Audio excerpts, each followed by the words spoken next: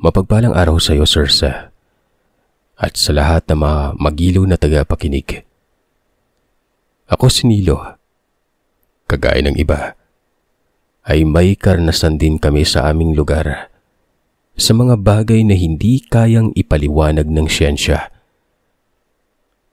Ang pangyayari na ito ay nangyari sa isang medyo liblib na barangay sa bayan ng Panay.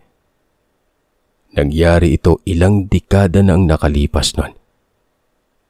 Ang lugar namin ay hindi madalas puntahan ng mga tao. Kahit nasa bukana lamang kasi kami ng barangay, ay masasabi ko na liblib pa rin ito. Daanan ng mga rebelde, at minsan ay naririnig pa namin ang engkwentro ng mga rebelde at mga militar.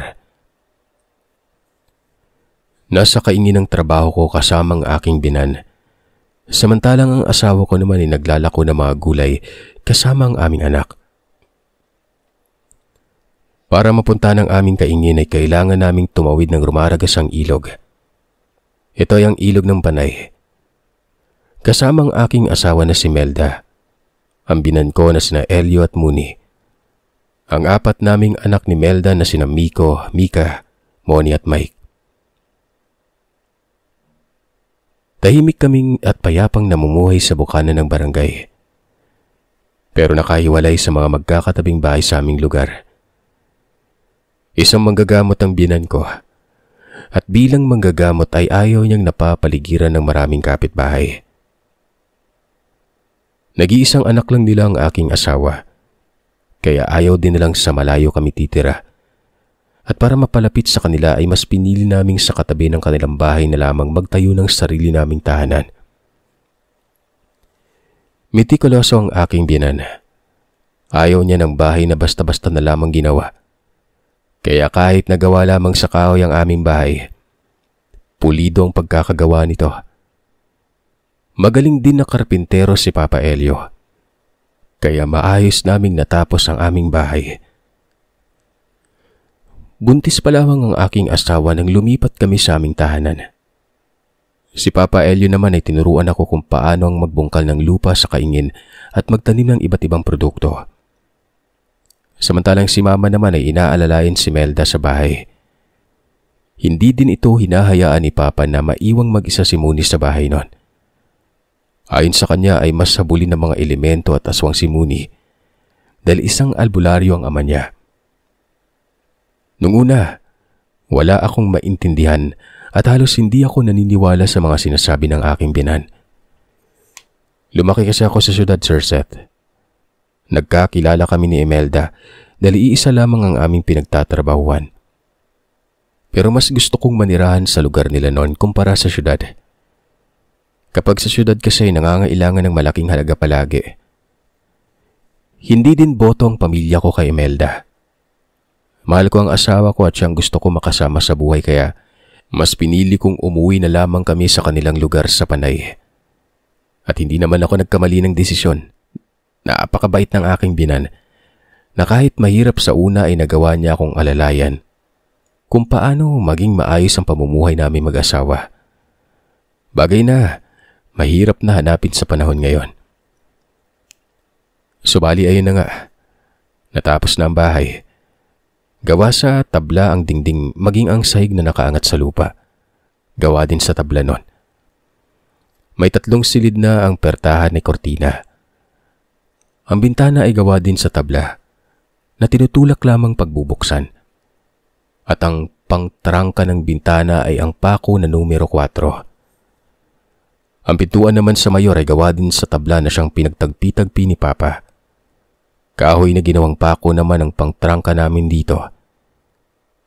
Bago pa man kami tumira sa bahay, nagsagawa na muna ang butihin kong biyanan na pangbindisyon sa bahay. Nagkatay kami ng 3 uri ng manok na kulay puti, pula at itim.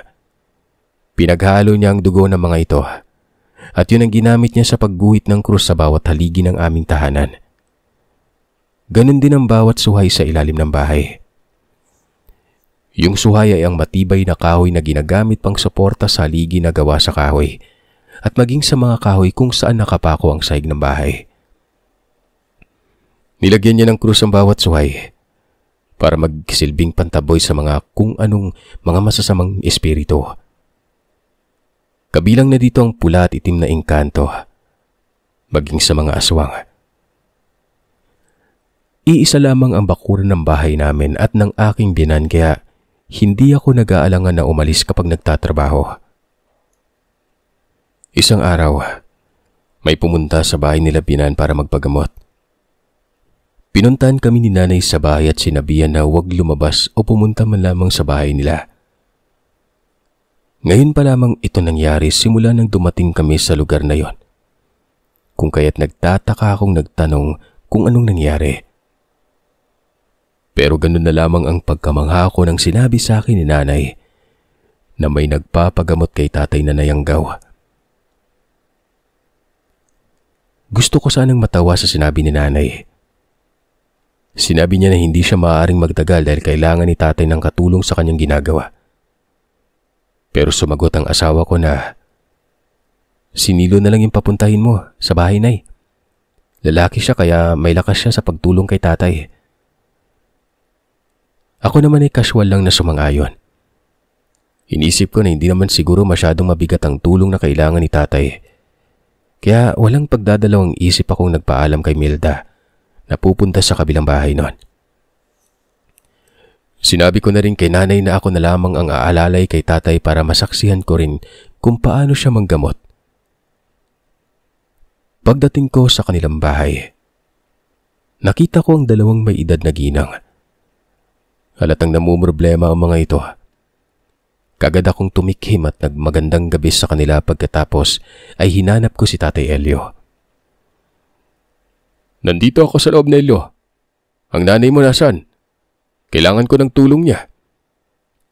Sinabi ko naman kay tatay na nasa bahay si nanay kasama si Melda at ako na lamang ang tutulong sa kanya. "Ganun ba?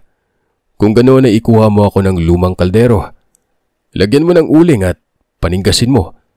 Kailangan ko mamaya pagkatapos ko dito." Mabilis akong pumunta sa kusina para gawin ang pinag-uutos ni tatay. Habang nagpapaningas ako ng uling, may narinig akong huni na noon ko lamang narinig.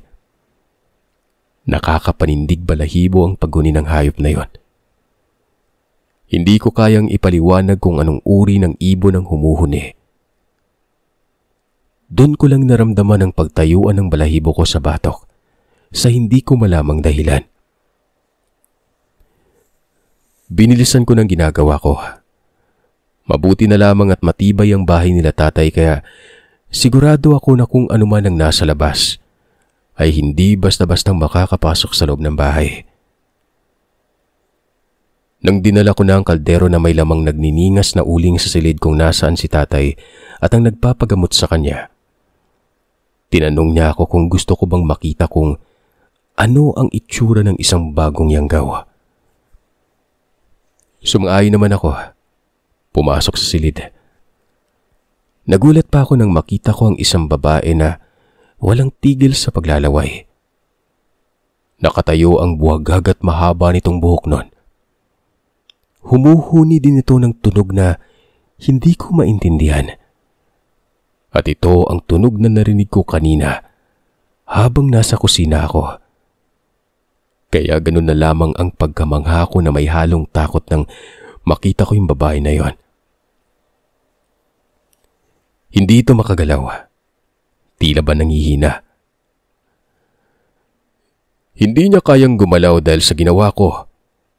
Pero sa oras na lumipas na ang bisa ng kung anumang orasyon ang ginawa ko tapos ay hindi pa rin niya nailuwa ang binhi na itinanim ng aswang sa kanya, ay babalik siya sa pagiging malakas at magiging isa siyang nakakatakot na nilalang.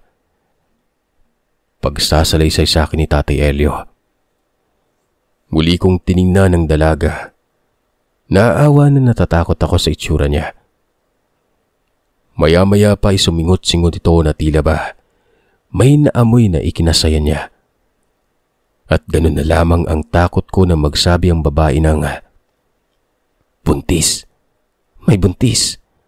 Napakasarap." Walang hinto ang pagtulo ng kanyang laway. Dahil doon, Napalitan ng galit ang awa na nararamdaman ko sa babae. Tiningnan ko ito ng may pagbabanta. Pero tiningnan din ako nito ng pailalim habang unti-unting ngumingisi nun. Walang ano-ano ay dumuwal-duwal na ang babae. Kaagad akong inutusan ni tatay na kumuha ng batya. Buhusan ko yun ng konting langis. Kaagad ko namang sinunod ang utos ni tatay. Paglabas ko ng silid ay naroon ang magulang ng babae sa pintuan na nanonood sa kung anong nangyayari sa loob ng silid nun. Dali-dali akong kumuha ng batya. Nilagyan ko ng konting langis at dinala na sa silid. Sakto lang na nailabag ko ang langis na yon at siyang pagsuka naman ng nilalang. Nung una, puro laway lamang ang isinuka nito. At ang amoy ng laway na yon ay nakakasulasok na parabang amoy ng isang nabubulok na hayop na merong halong dumi. Kasunod nito ay ang pagsuka niya ng buo-buong karne. May buhok pa yon. Sumunod ito sa mga laway ng dalaga. At walang ano-ano ay may iniluwa itong isang kapirasong laman. Kulay itim ang laman na yon. Pero animoy buhay ang laman dahil sa gumagalaw-galaw ito na animoy may sariling buhay at tila ba naghahanap ito ng mababahayan. Dali-dali itong dinakot ni tatay gamit ang telang puti. Kaagad niya iyong pinasok sa garapon na may alkohol at halong langis. Punong-puno ng orasyon ang garapon na siyang naging dahilan kung bakit saglit lang na nanginig ang laman at unti-unting naging kulay abo ang laman na kanina ay gumagalaw-galaw pa. Kasunod nun, ang pagpapausok ni tatay sa dalaga. Gamit ang kanyang mga sangkap na noon ay hindi ko alam kung anong tawag sa iba. Dalawa lamang ang nakita ko doon na dati ay nakita ko sa simbahan. Yun ay ang palaspas at insenso. At habang pinapausukan ni tatay ang dalaga, panay ang pagsambit niya ng mga dasal. Habang sa labas naman ay may hayop na malakas ang tunog pero hindi na lamang namin yun pinapansin pa. Pinainom ni tatay ang dalaga ng isang basong tubig na inusalan niya mulit ng dasal nun. Tinanawan niya ng konting asin. Nanghina ang dalaga pagkatapos niyang mainom ang tubig na inorasyonan ni tatay. Sinabihan siya ni tatay na matulog na muna at tuluyan na kaming lumabas ng silid. Sinabihan na rin ni tatay ang magulang ng dalaga na samahan na muna ang kanilang anak sa silid nun para makapagpahinga na rin sila. Habang ako naman ay nagsaing na muna para sa hapunan. Gusto ko sanang umuwi sa bahay pero hindi ako pinayagan ni tatay. Sigurado akong nasa maayos na kalagayan naman si Melda at ang nanamuni mo. Kaya huwag ka nang lumabas. Doon tayo malalagay sa peligro kapag lumabas ka pa. Hindi ko maintindihan kung anong ibig niyang sabihin pero dahil sa nakita ko kanina, naniniwala na ako sa sinabi sa akin ni tatay. Kaya para malayo sa panganib ay sinunod ko na lamang ang gusto niya na huwag na munang umuwi ng gabing yon. Ilang sandali pang nakalipas ay may narinig na naman kaming huni. Para itong baboy na gutom. Yung parang naghahanap ng pagkain. Magkahalong galit at gigil ang pinapakawalan nitong huni. Hindi na ako nakapagtimpi. Nagtanong na ako kay Tatay Elio kung anong klaseng nilalang ang humuhuni. Sagot naman niya, ito umano yung nagtanim ng bertud doon sa babaeng nayanggaw. Sa dalagang ginamot niya. At kaya puro paghuni lamang ang nagagawa nito sa labas. Dahil sa binalot niya ng sabulag ang lugar. Hindi lang ang bahay nila kung saan ginagamot ang yanggaw, kundi pati na rin ang bahay naming mag-asawa. Napanatag ang loob ko dahil sa sinabi ni tatay. Nagluto na lamang ako ng gulay na inihanda ni nanay nung hapon. Pero dahil sa nangyari, hindi na niya nagawang iluto pa. Naririnig pa rin namin ang huni ng nilalang sa labas. Mas lalong dumoble ang pag-angil nito nang hindi niya makita ang kung ano ang hinahanap niya. Hinayaan na lamang namin ito. Pero yung mag-asawa na nagdala ng kanilang anak sa bahay, takot na takot, nag-aalala.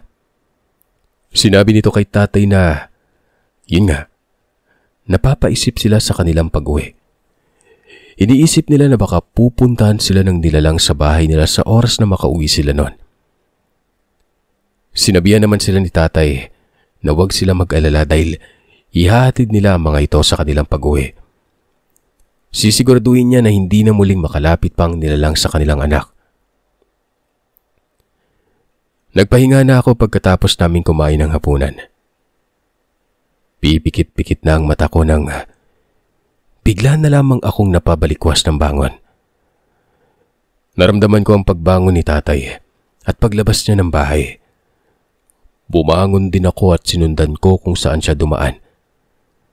Pero nang makarating ako sa may pintuan sa kusina, sinabihan ako ni tatay ng, "Huwag kang lumabas. Diyan ka lang. Isarado mo yung pinto." Dahil doon, hindi na ako nagpumilit pang lumabas. Nakinig na lamang ako kung ano ang nangyari sa labas. Ganun pa man, inihanda ko na yung tabak na ginagamit ni tatay kapag nanggagapas kami ng damo sa kaingin.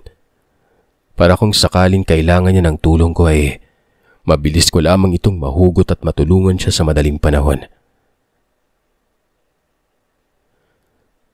May naririnig na akong boses na tila ba nasasaktan. Alam kong hindi nanggaling kay tatay nun. Alam kong nanggagaling yon sa kung anumang uri ng nilalang ang kanyang hinaharap sa labas nun. Hanggang sa maya-maya pa, isang malakas na pagpagaspas ng pakpak ang narinig ko. At yun, ilang sandali pumasok na si tatay sa kusina. May dugo ang dala niyang buntot ng pagi. Hindi ito gaya ng ibang karanasan na pinapadala sa iyo na sinasalang ang kanilang mga armas sa apoy. Yung kay tatay, binuhusan niya ng langis at nag-orasyon sa kanyang sandata. Pagkatapos ay naglinis na siya ng katawan bago pa nagpahinga. Samantalang ang pamilyang tinulungan ni tatay ay mahimbing nang natutulog nun. Humihilik pa nga yung padre de pamilya. Sinabi naman ni tatay na marahil ay ilang gabi nang walang pahinga ang mag-asawang ito. Kaya ganoon na lang sila kapagod. Kinabukasan, maaga pang nagising ang mag-asawa. Umuwi na rin sa bahay si nanay kasama si Melda. Kaya ang nangyari, nagising na rin ako at hindi na kami nagtagal pa sa bahay nila noon. Kagad na kaming umuwi ni Melda dahil pakiramdam ko ay nasa katauhan pa rin ng dalagang Yanggaw. Hindi ko rin alam kung bakit gano'n ang pakiramdam ko. Siguro masyado lang akong napraning sa mga nangyari kagabi. Si tatay naman, hinatid na niya ang pamilya sa kanilang lugar. Medyo natagalan ito bago nakabalik kahit pa nakasakay ito ng tricycle. 2 oras ang nakalipas bago nakabalik si tatay. Tinanong ko siya kung nasaan nakatira ang mag-anak. Bakit parang ang tagal niyang nakabalik nun? Sinabi ni tatay na sinelyuhan niya ang bahay ng mag-anak. Sinabi niya rin sa mag-anak na kailangan nilang lumipat ng lugar habang hindi pa nawawalan ng bisa ang selyo na kanyang ginawa. Sinabi ni tatay na sa lugar lamang ng mag-anak ang pamilya ng aswang na nanghawa sa kanilang anak. Kaya pala takot na takot ang mag-asawa na umuwi sa lugar nila. Dahil sa nangyari, napilitan si tatay na huminto muna kami sa pagpunta sa kaingin. Delikado kay Melda kapag umalis kami at iwanan sila kahit araw pa yan. Buong angkan ng mga aswang ang nasa lugar. Dating albularyo ang lolo ng Nayanggaw. Pero walang sumalo sa pagiging albularyo nito. Kung kaya't pinamahayan ng mga kung anong nilalang yung barangay na yon. Kinilabutan ako sa sinabi ni tatay. Tinanong ko siya kung ano na ang gagawin namin. Umiling naman ito Ayon sa kanya ay wala kaming kailangang gawin.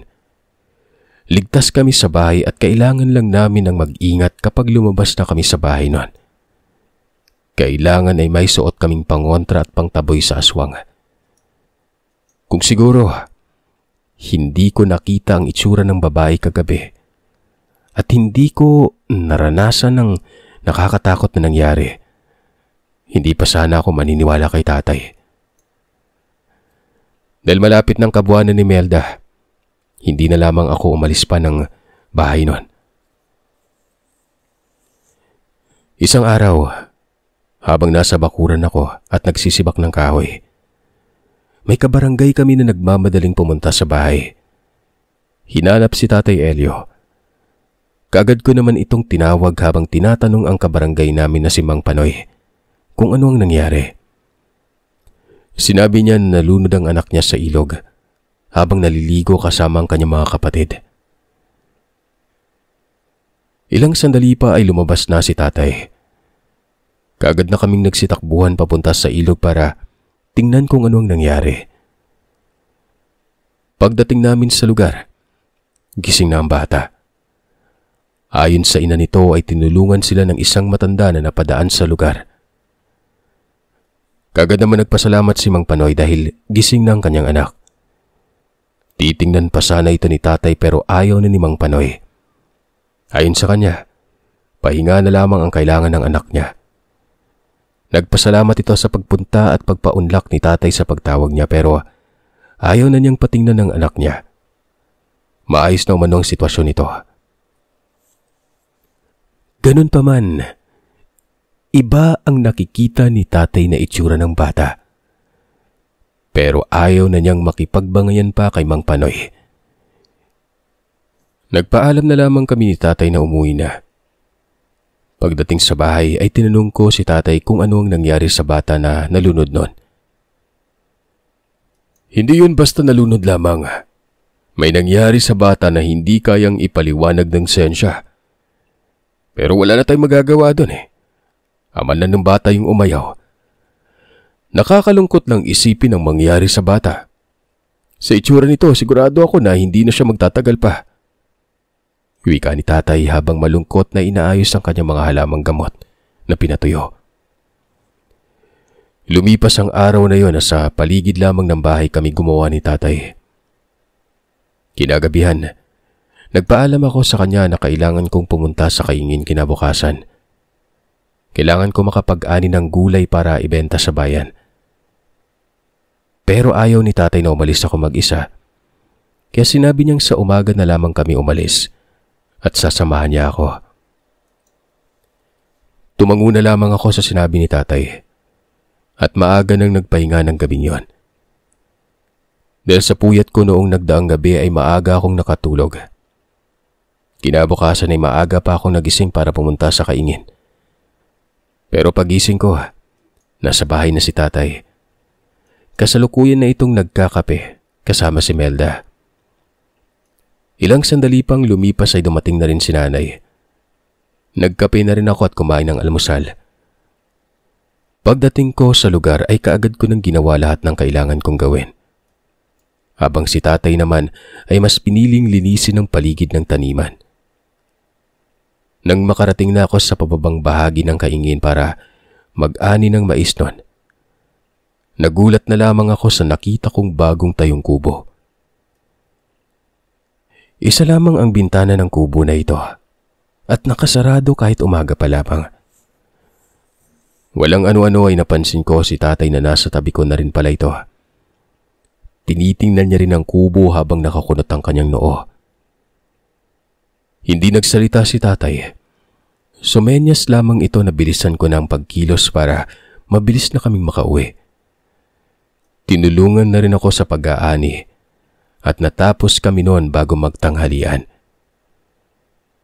Mababa ang tubig sa ilog kaya pahirapan ang pagsagawan para mapabilis ang pagtawid. Bumaba na lang ako para hilahin ang balsa na aming ginamit. Dito ko naisip, Sir Seth, na kahit yung bata na nalulunod kahapon, kayang-kaya itong tawirin. Kaya hindi ko lubos maisip kung bakit ito nalunod noon. Ganong magkapareho lang naman ang daloy ng tubig kahapon at ngayon.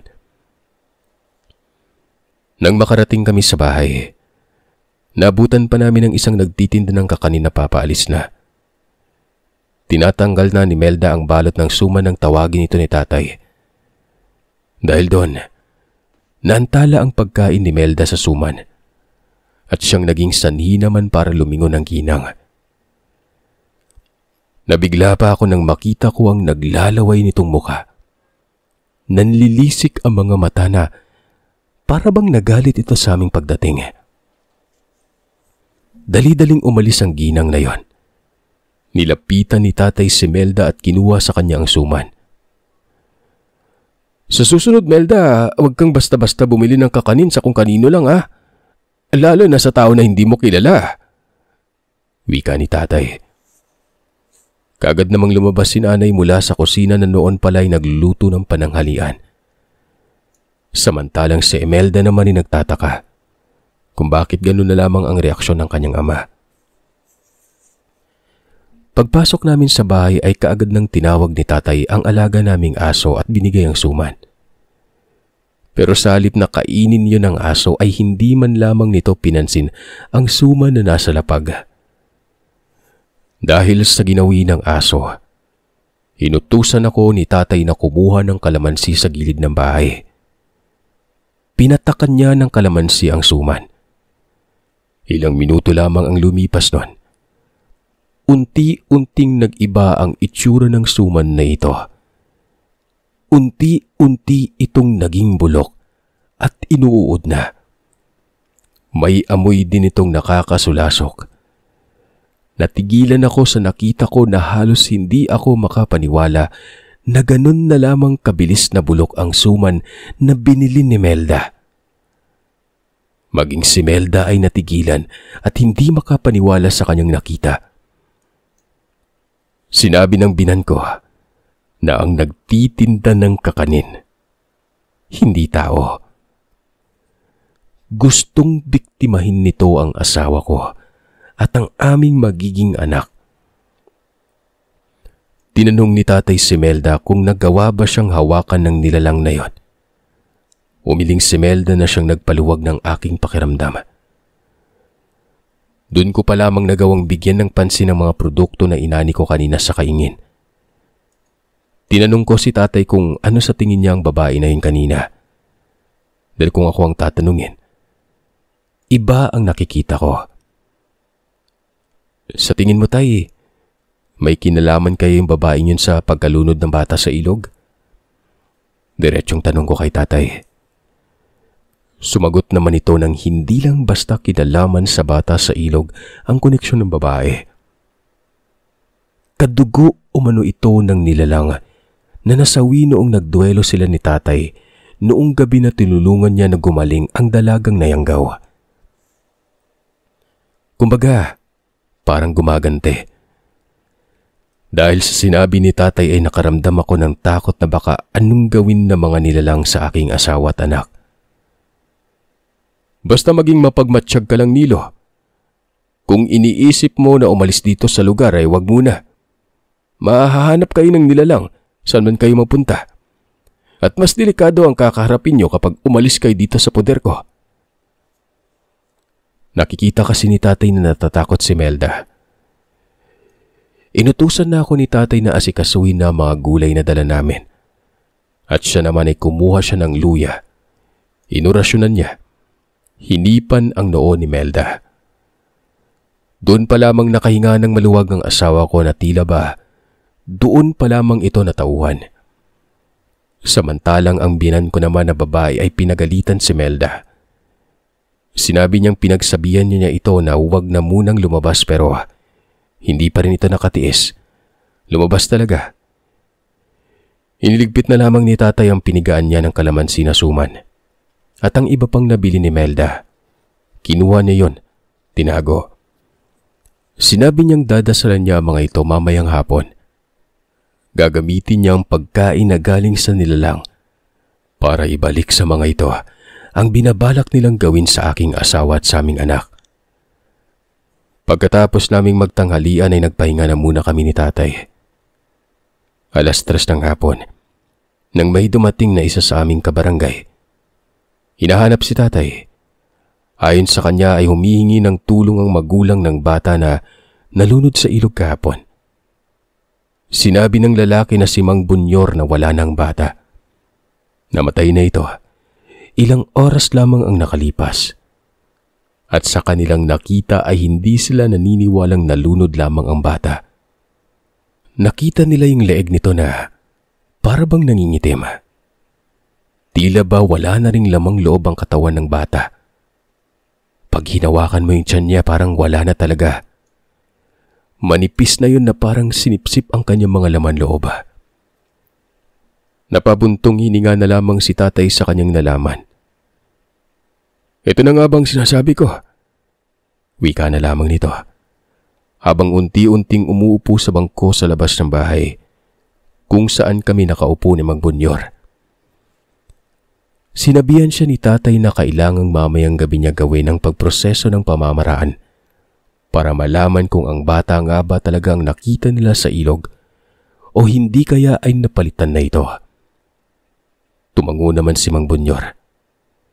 Ilang sandali pa ay nagpaalam na ito dahil marami pa siyang kailangang gawin.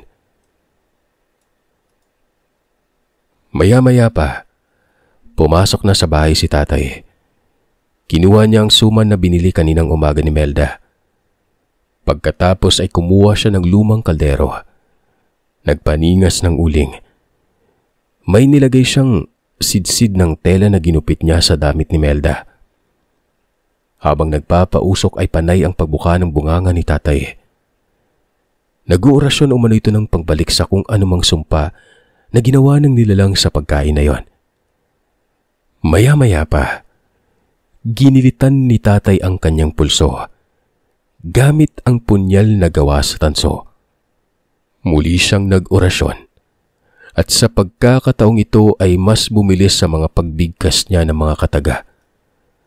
Mas mabilis, mas may diin, na inabot siya hanggang 6:00 ng hapon sa pag-orasyon nun. Sinabihan niya kami na wag naming papatay ng apoy at siga.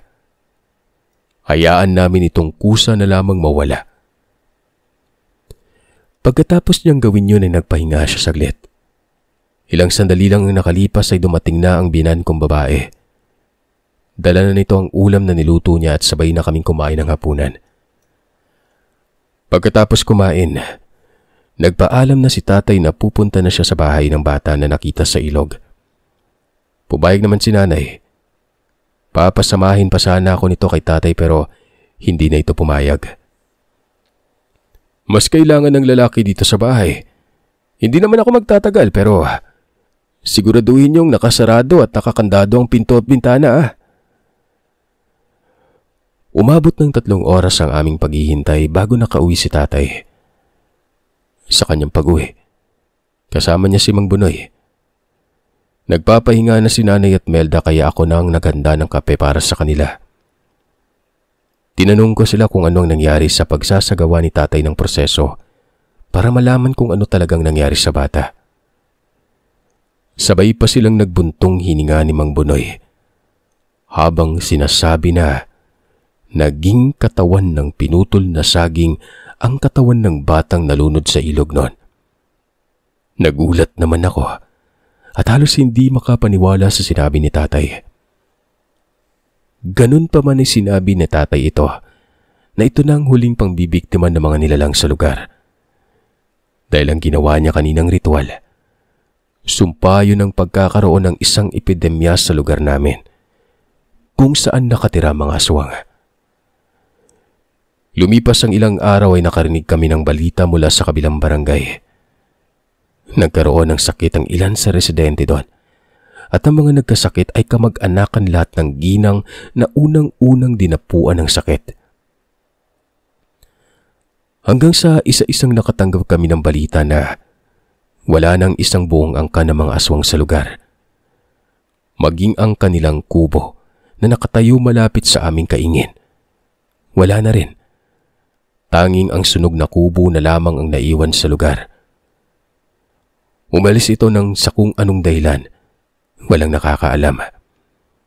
Pero ang aking mga binan naman ay siguradong sigurado nang sabihin niya na ang epidemya ay para lamang sa mga tao na may dugo ng kasamaan. Natahimik ang lugar namin. Nagpasalamat kami. Nagpasalamat kami sa may kapal, kay tatay, na siyang gumawa ng orasyon.